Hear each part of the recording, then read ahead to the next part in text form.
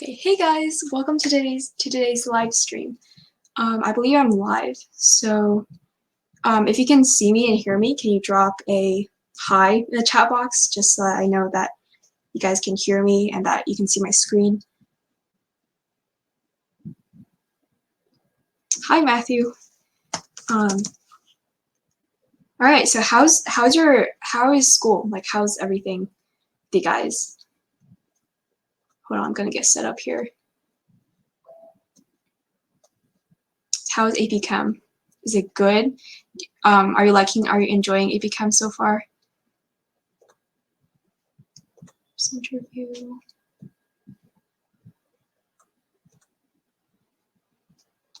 It's good, but it's not too quick. Okay, yeah, that's how I felt during AP Chem.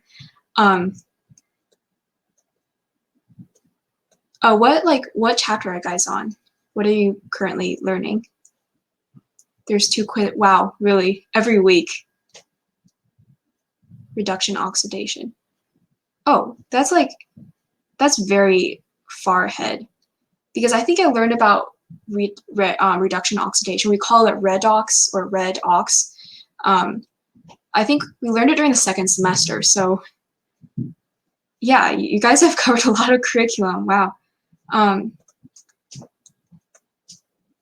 Is it fun though? Like, are you enjoying chem? What's your favorite topic so far? Yeah, the teacher is nice. Yeah, that's good. Honestly, teacher is like everything. Like, if your teacher is not good, then it's gonna be a struggle, right? Like, for stoichiometry.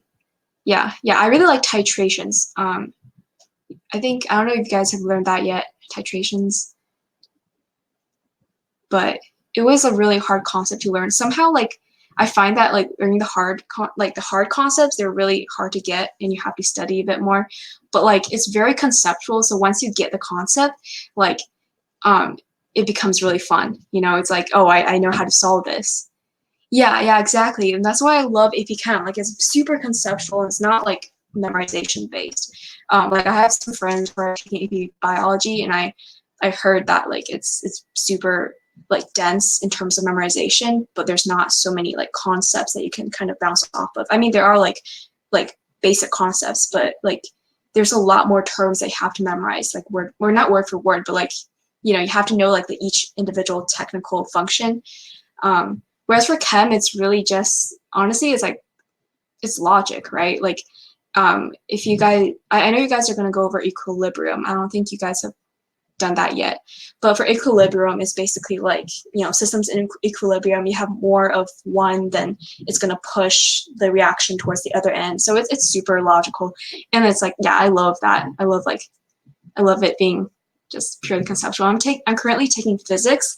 It is also very conceptual. I mean, I think that's like the king of conceptual science, you know. I mean, maybe next to philosophy. But yeah, like physics is basically like all concepts. All right, so we're gonna get started with a stream or the slides.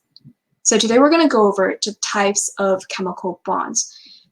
So you really like conceptual? Okay, so have you gone over chemical bonds yet? I'm gonna like kind of show you the agenda for the stream today. So we're gonna go over electronegativity. We're gonna go over the covalent bond, the polar versus non-polar covalent bonds, the ionic bond, and a Q&A. We've got a pointer. Only covalent ionic. Okay. Yeah, this is super fun. So, all right, so we're gonna get started. So first, do you know what electronegativity is? Oh, I have a definition right here. But do you have like a basic concept? Like, if you were to define it to me in like a very simple way, like how would you define electronegativity? I'm not going to show that slide. That slide's like packed full of information. Kind of like the amount able to donate electrons. Yeah, so like it's actually kind of the opposite of that. It's more like the ability to attract electrons. So like, yeah, you're really close. But electronegativity is kind of, yeah, it's kind of both ways, right? It's about like your ability. I mean, it's kind of like the negative of being able to donate electrons. So Yeah, so electronegativity is a relative measure of the tendency an electron will attract shared electrons to itself. So it's kind of like when you're in a bond, right? Like, how, let's say I'm sharing an electron with another person. Like, how much, like, if I'm super strong, I'll be harboring onto electron for most of the time. So like for more often than the other person. So that means like I'm stronger at taking the electron. So there's this thing called the Pauling scale. It's not like super, it's not something that we use like a lot in AP chemistry, I guess. But it's used to depict electronegativity in numbers. So it's kind of the scale that shows this concept of electronegativity numerically. However, we don't qualitatively, wait, sorry, I think I wrote this wrong. We don't quantitatively measure electronegativity. So we don't really, it's like reduction potentials. Yeah, it's kind of like, have you heard of bond energy? Like bond energy, like, I don't have a slide to show this.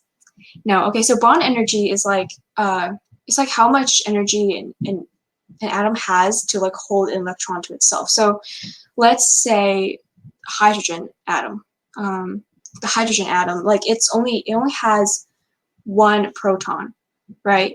And it only has one electron. So its attraction to its electron is kind of weak, right? It's only one proton. Whereas if you were to compare it to something like fluorine is actually the most electronegative atom. So that means that it's the strongest. So like it holds onto its electrons way more stronger than hydrogen. So yeah, we compare atoms' electronegativities to see which atom has a stronger pull. So that means that when we like look at the Pauling scale, it's not really to see, oh, this atom has a like 4.0 electronegativity. Oh, this atom has a 1.0. Like we don't really do that in chemistry. We use the scale more to compare things, to kind of prove things numerically. So like we usually talk about electronegativity in concepts. We always talk about it in like conceptually, but we use the Pauling scale to kind of prove it numerically and to kind of see it in numbers, if that makes sense. So yeah, so electronegativity differences dictate how atoms share electrons. So I'm going to share a little bit more about that. But here you can see the definitions of both covalent compounds and ionic compounds. So covalent compounds, okay, so like I like to see it as this. So like there are two atoms and they are very similar in electronegativity. So they kind of have the same strength in pulling electrons to themselves. So if they were to share electrons, then it will be a fair share. You know, it's like everybody's sharing equally because we all have the same strength, right? However, in ionic compounds, this is like the most unfair sharing. So it's so unfair that it becomes like stealing, you know, and so like, let's say if I were to have a sibling, you know, and I'm like sharing toys, but, you know, I want to take it, like harbor it for much longer than the sibling can because they don't have the strength to, then like the strength difference is so great that I will technically be stealing the electron. So yeah, the strongest atom steals the electron. So that's kind of the difference between covalent and ionic compounds, and they're kind of the on the polar opposites in terms of sharing, right? So ionic is like totally unfair. Covalent is the really fair sharing. So we're gonna see, like I'm gonna have slides to show this, but there are actually two types of covalent compounds as well. There's the nonpolar and there's the covalent compounds. And that basically means that in covalent compounds, even though they're fair, you know, there are also some covalent compounds that are like a bit more fair than others, you know, and some that are a bit more unfair. So like even in covalent compounds, like even though atoms they're sharing, right? It's not like ionic where one is like literally harboring at electrons. Like even though in covalent we're sharing, sometimes there's still this other atom that's still a bit stronger, and so like they will take an electron for longer periods of time than the other atom will have its chances to have. So I'm going to go on to the next slide. So this is the electronegativity table. This is not going to be on the AP exam, and it's also just something that you look at, you know, like right now, to kind of get feel of like how electronegativity works, like in terms of numbers. So this is kind of a way to help you see it like numerically and to get familiar with the concept. So as you can see over here, let's say if we were to look at lithium, you can see it only has 0.98. I guess I don't know like what unit you would use, but let's say 0.98 electronegativity, and fluorine is actually the strongest. Technically, I think people say it's like 4.0 electronegativity. But anyways, you can see that fluorine has the highest number in electronegativity. And if fluorine were to share or to be in a bond with lithium, which is right here, you see that they have a huge electronegativity difference, which means they have a huge difference in strength. So that means that fluorine will be, there will be an unfair sharing going on. In that case, lithium and fluorine, if they were in a compound, they would be an ionic compound because the sharing is just so unfair, right? But like if we were to pair together carbon and nitrogen, their electronegativity is fairly similar. So therefore, they're going to be in a covalent compound. They're going to be in a covalent bond. So they're going to make a covalent compound. All right. So can they be negative because on reduction potential arts? Reduction potential. Okay. I have to review my reduction potential charts, to be honest. But I don't think. Reduction is like, okay, reduction is you add more electrons, right? You add more electrons, or you gain electrons, I believe. And oxidation is you give away electrons, if I'm right. Okay. Right. So can electronegativity be negative? I don't think they can, because like if you can see here, like the lowest I see is 0.93, or actually never mind, it's down here. So basically what happens, okay, I don't think they can be negative, because electronegativity is a measure of how strong like the nucleus of an atom can pull on an electron, right? So how strong, so like, yeah, I don't see how it can be negative, right? Because it's like how strong can you pull an electron from your valence shell? So since we do not have the electronegativity table, let me see if I have another slide on this. Yeah, so since we do not have the electronegativity table, this is kind of how it all works. So as you can see, as you go down the period levels, the atoms, they grow bigger, right? Because there's more outer shells.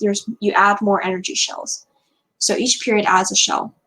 And as you go across, as you go to the right, the atoms become smaller, because if you remember, when you go to the right of the periodic table, as you move right, you have more protons, right? So like the atomic number increases, which means you have more protons. So that means that the strength is stronger. So like, so does that make sense? So when you have more protons in the nucleus, like you have a stronger pull on the electrons.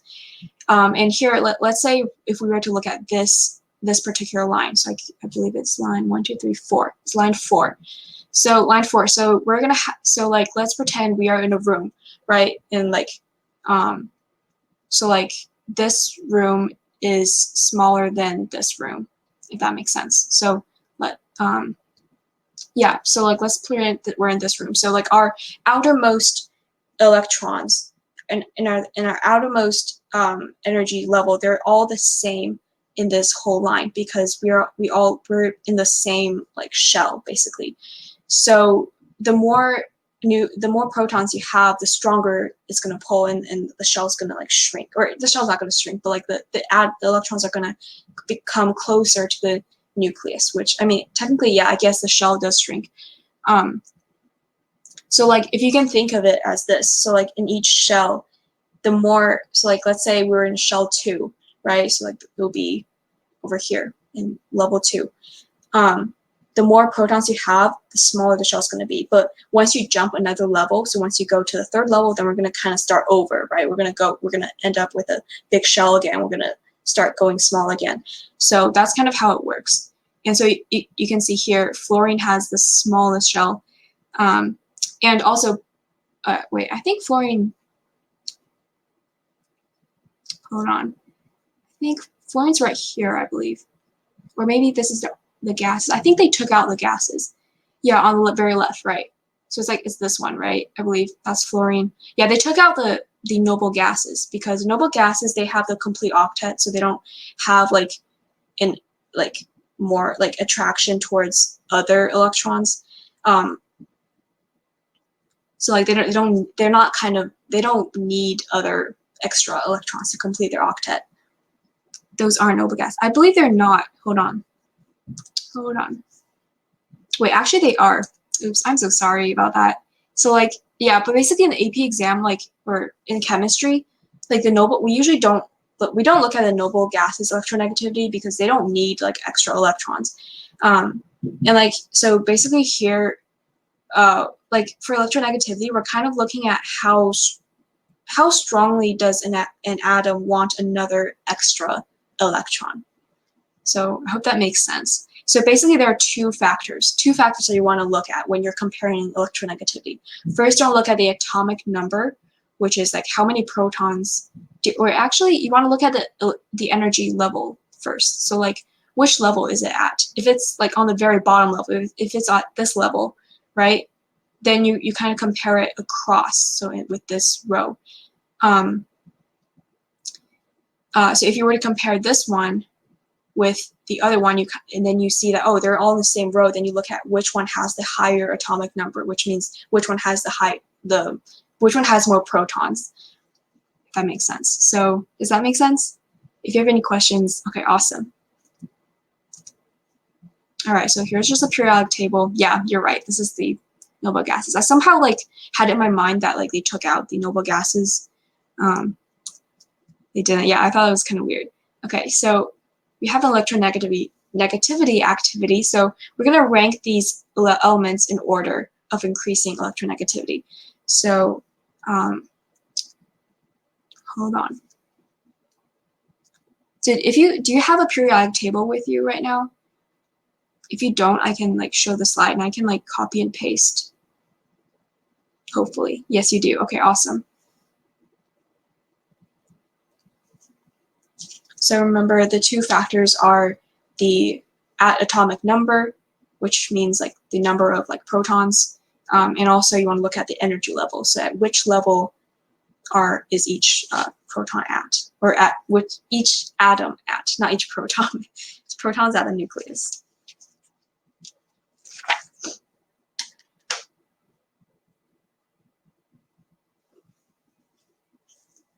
All right.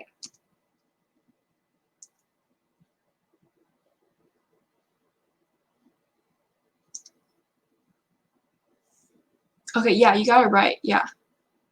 I think, wait. I think you got it right. Yeah, I took argon out because of the noble gas, but like, if we were to ignore that, yeah, I think you switched around. Yeah, sorry, but I'm like, you can read it either way, right? Like you can read it like backwards too. I'm trying to ignore the argon. It's just like messing with me right now. Argon, chlorine, sulfur. All right, so I think you have two of them mixed up, or like just like swapped. I believe it is lithium and aluminum, I believe. Or am I seeing wrong? I think, yeah, lithium and aluminum. Lithium, aluminum, sodium. So I'm going to go back over here. Yeah, aluminum, sodium. So yeah, aluminum, you can see like it's in the same row, right, with sodium. And when you're going right of the periodic table, you're adding more protons. So that means that sodium has more protons than aluminum. So therefore, sodium is going to have a greater electronegativity because it has a stronger pull than, or yeah, sodium has a stronger pull than aluminum, like to its own valence electrons. So is that good? If you have any questions, feel free to drop it down. Like, I can answer any questions along the way. Okay, so move on from that. So now we're going to talk about covalent compounds. So covalent compounds, they share electrons in their internal bonds, right? So like, it's kind of like sharing, right? We're sharing electrons in our own bond. However, sharing does not always mean 100% fair. As you can see in the ionic compounds, they're like basically not fair at all. It's kind of like stealing. Whereas nonpolar, so here you can see there's two types of covalent compounds. There's a nonpolar covalent compound, and they have the most fair sharing. So you can see like they are like not polar, so there's no like polar end. You know, it's like they all are basically equal. Whereas polar covalent compounds, they have unfair sharing going on. So ion compounds, extremely unfair sharing, so unfair we call it stealing. I think it's a fun thing to think about. It's like, you know, if a thief were to steal something from you, it's like sharing stuff, like taking away for like longer periods of time. But okay, anyways, so here's a question that I have for you guys. So like, are there atoms that do not attract additional electrons? So because this is the whole concept of electronegativity, right? It's all about like attracting more electrons, right? Electronegativity, we have this we study electronegativity because there are compounds, there are times when atoms share electrons. So are there electrons that do not share or do not attract additional electrons? Can you think of any? There's something that we actually just went over. But it's fine if you can't remember.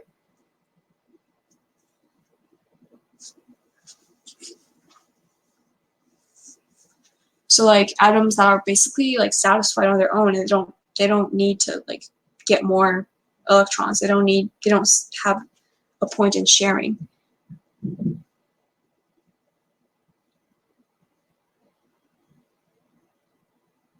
Do you remember? It's okay if you don't.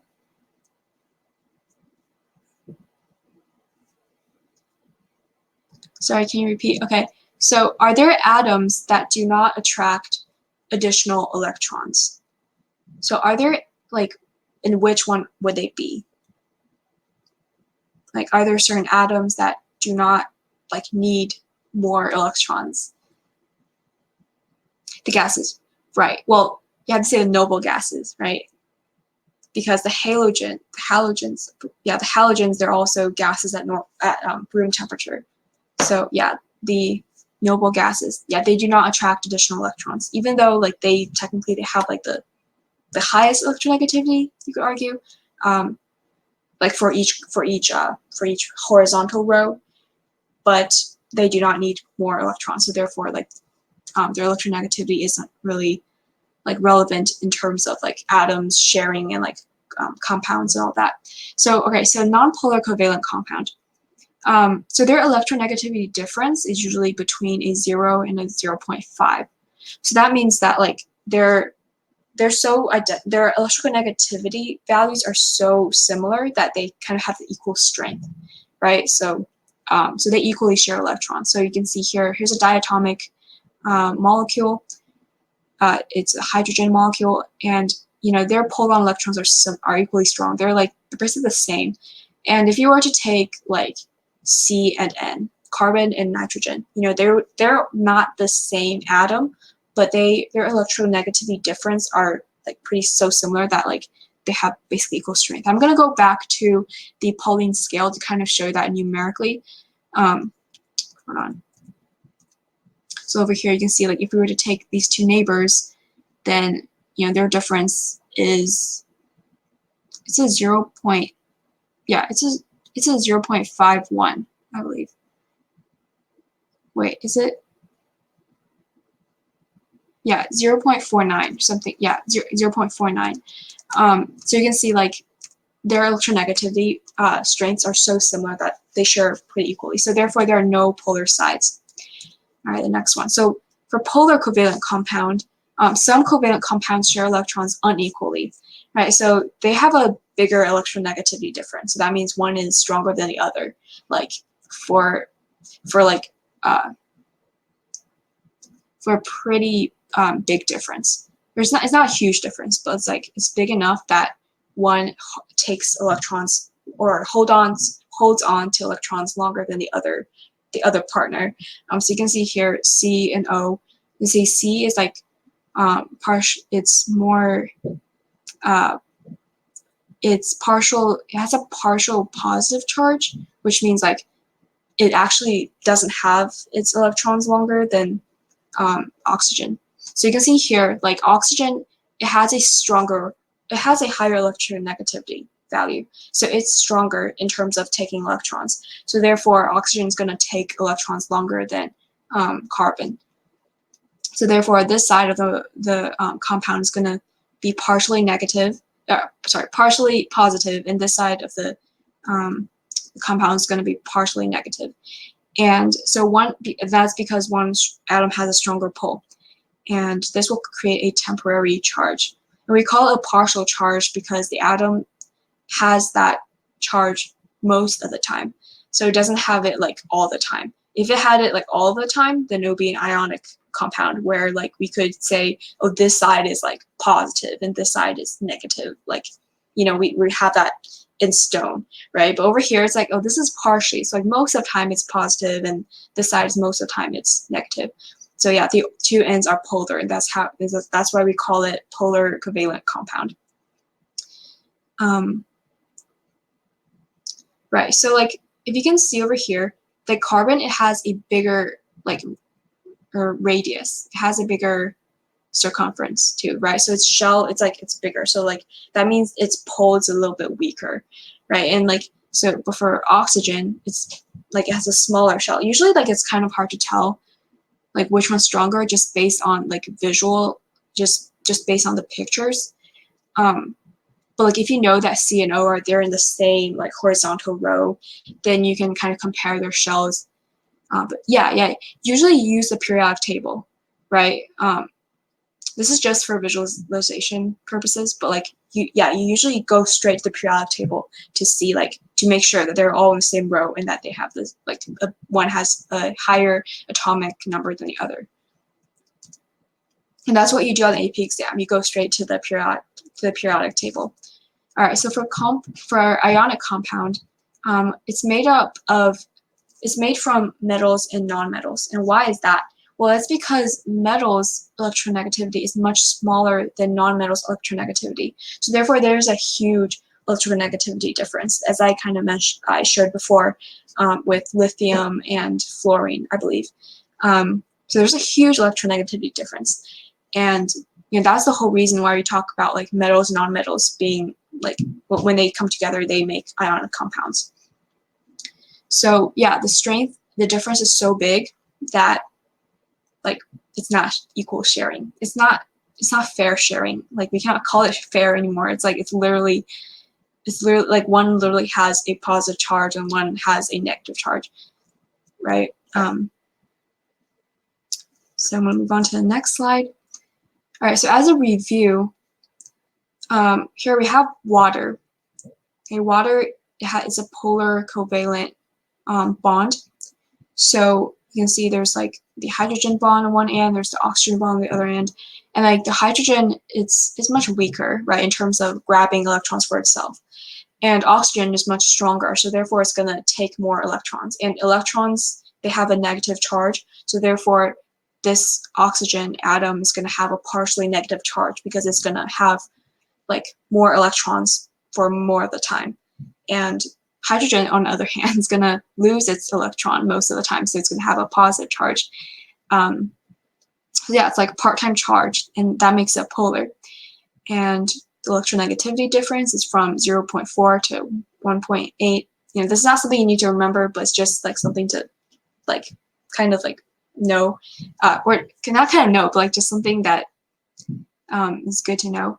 And yeah, so there's like a medium electronegativity difference in terms of for polar covalent bonds, right?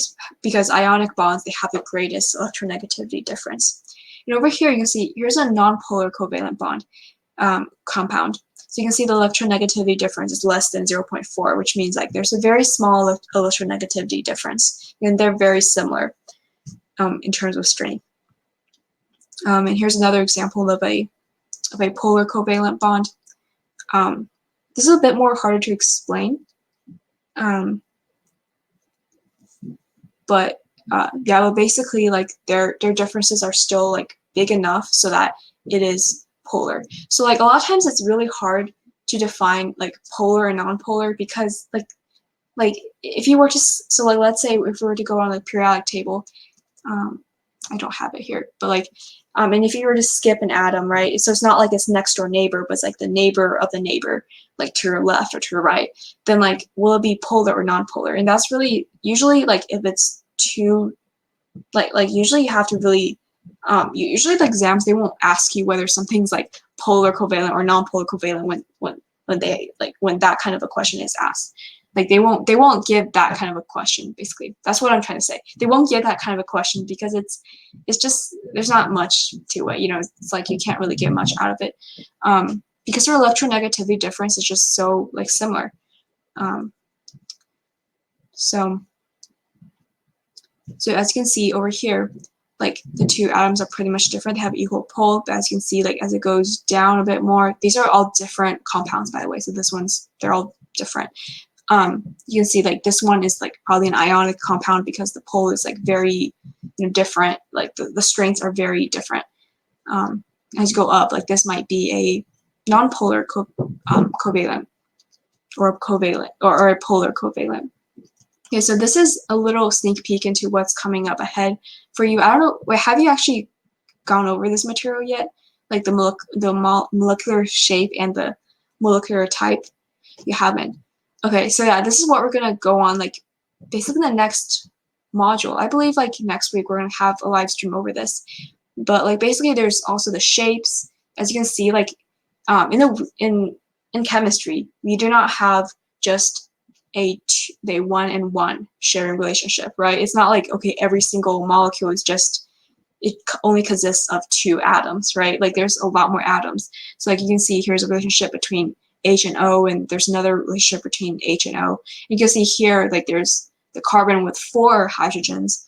And so when we combine all that, we have this thing called the overall molecular like charge. So like you can see over here, it's overall it's nonpolar, even though, or yeah, each of them, each little bond is nonpolar, but like the overall, the whole, like the big molecule still has a nonpolar charge. And over here, yeah, so basically we're gonna go over this, but like there are different shapes that you have to remember, that some shapes are polar, some shapes are nonpolar.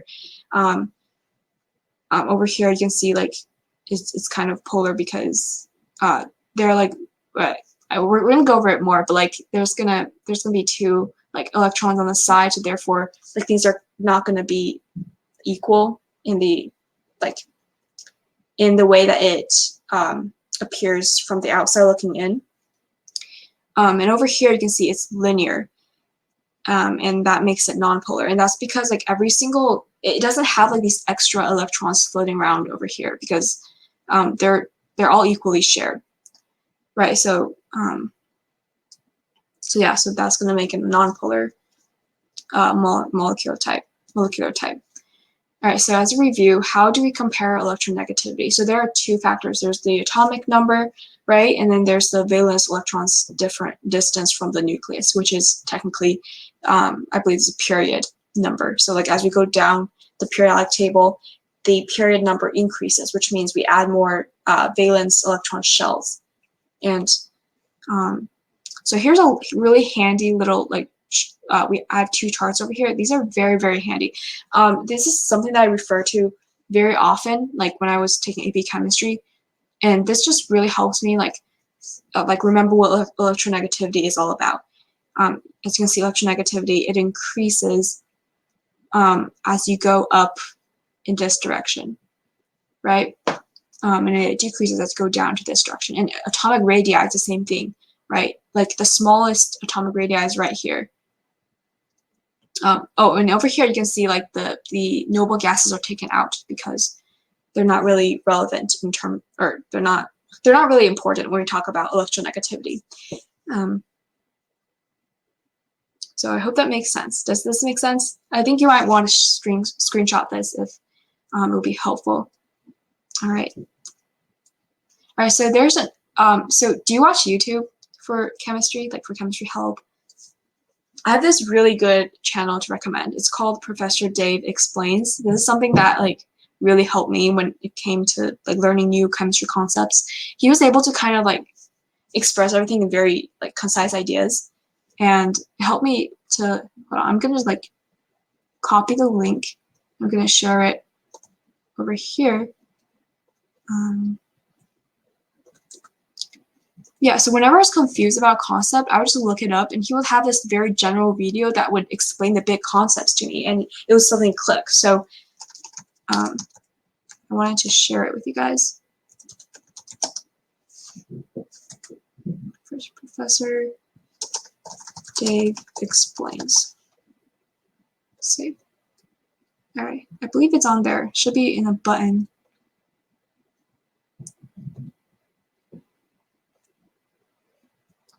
Okay, do you see the, like a green button popping up? It's called Professor Dave Explains. Right, so like, yeah, so he has a really good channel, and I really liked like watching his videos. Honestly, it's like the best resource that I used in AP Chemistry. So yeah, I highly recommend it. So that is it for the stream. I think that's all I have for today. Do you have any questions so far? Like in terms of like what material you're going over? I can always try to like help you. Like it can even be with just the homework that you're working on right now. Like if you have any questions. Or maybe about the exam, or maybe about like future chapters, or like study tips. So maybe what E degree means. E degree, is that, oh, I think that's, what's it called? Volts. It's volts, right? It's like, so you have like a voltmeter and you measure how many volts there are. Yeah, so, oh, have you guys gone over that yet? It's like, there's like usually there's like two, like there's maybe like two containers of fluids for two. Oh yeah, right, redox. Right, so you have like a table of like E values, right? E degree values. Right, and like and then you like add them together and subtract them. You know that. Are you guys going over that right now for redox? Because I remember that was like very far ahead for me. We just finished. We're going to, oh, nice, titrations. Yeah, titrations are really fun. They take like when you see the graphs, it's honestly, you're gonna feel a bit overwhelmed, but like remember, get the concepts. It's gonna be pretty, and it's gonna come very easily. It's just about like, titrations are just about like how much, it's kind of about tipping points, if you know what tipping points are. So it's like, okay, so in this fluid, how many drops of like acid do we add until this fluid changes properties? Like it suddenly flips into an acid, or suddenly, so like if it was originally a base, when does it suddenly flip into an acid? And usually like when you do this in the lab, it changes color. Yeah, exactly. So like at the tipping point, it changes color. So yeah, over here you can see, but you measure it. Yeah, you measure it. So like usually when you guys do a lab, like the teacher will tell you, oh, like so the tipping point is somewhere around the 20th drop of like the acid that you're pouring in, right? So like you'll probably count like 1, 2, 3, 4, 5, 6, 7, 8, 9, 10, 11, 12, 13, 14, and then you go slower and slower. So you kind of like go like, you add another drop and you see, oh, is anything changing color? It's not. Oh, so if he gives you an amount of the base and you find light is pink, that's fine. Key point. Yeah, it doesn't have to change it to a pink color. It sometimes changes into another color, but usually like when it's right about to change, like when there's a small like sign of change, then you record, yeah, the tipping point. And that would be, I forgot what it's called. It's not called a tipping point, but I think it's called the end point, I believe. I think it's the end point. yeah, I think they call it the end point, and that is when like the solution in the flask completely changes into another thing. Hope that makes sense. Thank you so much. Yeah, no problem. Yeah, so do you have any other questions, like in terms of the course? Honestly, I just love AP Chem Unit so much. I wish I could like take it over again. I'm currently taking AP Physics C, and like it's really fun in terms of like math, and like I'm also taking calculus at the same time, and like it's really cool to see it all like used, you know, in physics, because calculus is all about physics. No, but it's really quick without taking it. Oh, you haven't taken regular chem? Wow. Yeah, but like you should be fine though. You should be fine. As long as you stay on top of it, do not get behind. As long as you stay on top of it, you should be fine. I took regular chem, but I didn't study really well, so like when I took AP Chem, it was kind of like it was still like new to me, you know, like the material. I had to see it all from a different perspective and all that. So, so yeah, I hope to see you again on this live stream. So yeah, if you have any more questions for me today.